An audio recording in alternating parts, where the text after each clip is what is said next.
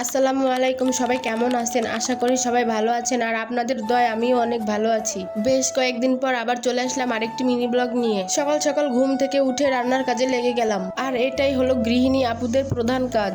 যতই ঝড় তুফান হোক না কেন তাদের রান্না বান্না করাই লাগবে আর রান্নাঘরে যেতেই হবে। এটা বাপের বাড়ি না যে বলবে রান্না বান্না হয়ে গেছে গোসল করে এসে ভাত খেয়ে যায়। এটা হলো নিজের সংসার, নিজের রান্না করে নিজের খাওয়া লাগে। আর সবচেয়ে বড় কথা হচ্ছে নিজের সংসারে ডাল ভাত দিয়ে ভাত খেলে অনেক শান্তি লাগে মনের ভিতর। আর কপাল গুনে একটা হাজবেন্ড পেয়েছি, তার সামনে যদি একটা ডিম ভেজো ভাত খাইতে দিই তার কোনো অভিযোগ নেই কেন ভালো মন্দ রান্না করলে না। ফ্রিজে মাছ মাংস সবজি থাকতে কেন ডিম ভেজে দিলে তার রান্না বান্না নিয়ে কোনো অভিযোগ নেই। আমি তাকে যাই খেতে দেবো সে তৃপ্তি সহকারে খেয়ে উঠবে।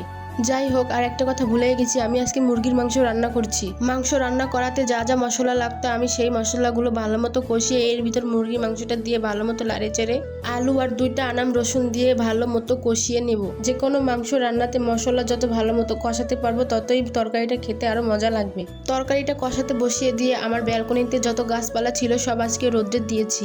যেহেতু আমার ব্যালকনিতে রোদ আসে না তাই আমি মাঝে মাঝে আমার গাছপালা একটু ছাদে দিই রোদ দিতে। এরপর আবার রুমে এসে তরকারিটাকে ভালো মতো কষিয়ে এরপর ঝোলের পানি দিয়ে ঢেকে দিলাম। 10 থেকে 12 মিনিট পর ঢাকনাটা উঠিয়ে দিলাম। তারপর আমার এই মাংসটা রান্না কমপ্লিট হয়ে গেল। মাংসের কালারটা কিন্তু খুবই ভালো আসছে আর দেখতে খুবই লোভনীয় লাগছিল। রান্না বান্না হয়েছে তো কি হয়েছে, কাজ কিন্তু এখানেই শেষ না। কাজটা কিন্তু শুধু রান্নার মধ্যেই সীমাবদ্ধ থাকে না। রান্না শেষ হওয়ার পর রান্নাঘরটা খুব সুন্দর করে গোছানো, চুলাটাকে ধুয়ে মুছে পরিষ্কার করা। আর আমি এই কাজটা প্রতিদিন রান্না বান্না শেষ হওয়ার পরই করে থাকি, কোনোদিনও বাদ যায় না। কাজের ফাঁকে আমি ডালও রান্না করে ফেলেছি, যেহেতু ডাল রান্না করতে একটু সময় লাগে।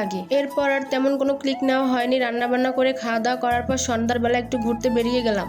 আর চা খেতে খেতে দেখি আমার ফোনটাই বন্ধ হয়ে গিয়েছে, কারণ ফোনে কোনো চার্জ ছিল না, তাই আর কোনো ক্লিপস নেওয়া হয়নি। তারপর বাসায় এসে রাতের খাওয়া দাওয়াটা সেরে নিলাম। আর আজকের ভিডিওটা এই পর্যন্ত। সবাই ভালো থাকবেন, সুস্থ থাকবেন, আল্লাহ হাফেজ।